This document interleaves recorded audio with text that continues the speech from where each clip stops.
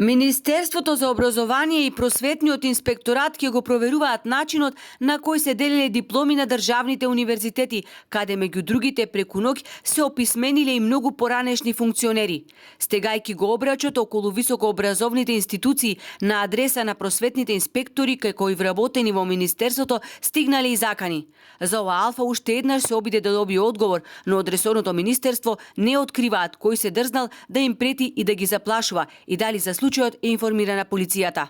Заканите кон вработени во МОН се упатени по извршени надзори на високообразовни и научни установи. Јавно се предупредени раководствата на установите и при следна ваква ситуација ќе бидат известени надлежните институции.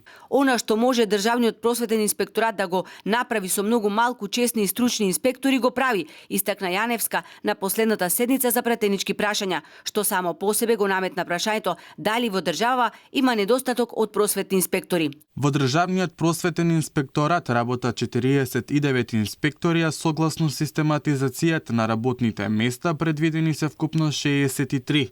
Недостасуваат и тројца раководители на сектори, од вкупно 5. Еден инспектор е вработен во 2023 година, а претходно 7 вработувања имало во 2018 година. Инаку падна и првите отпуштања од работа на кадри кои ги образувале идните академци со неправилно стекнати звања. Досега се затворени и 6 научни институти кои не нуделе никаква дејност и образование. Ресорната министерка не попушта, онаму каде што ќе се откријат недоследности во работењето, ќе сносат последици, а дел од универзитетите ќе бидат затворени.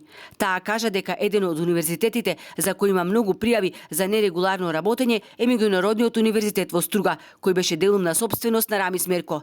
Но од крајот на минатата година Мерко, односно неговиот најстар син, повеќе не е формален сопственик на универзитетот, кој обезбедува дипломи за високо образование од 4 факултети: политички науки, информатички технологии, правни и економски науки. Иако владата ја поништи одлуката за основање на факултет за здравствени науки, на сајтот на универзитетот се уште стои.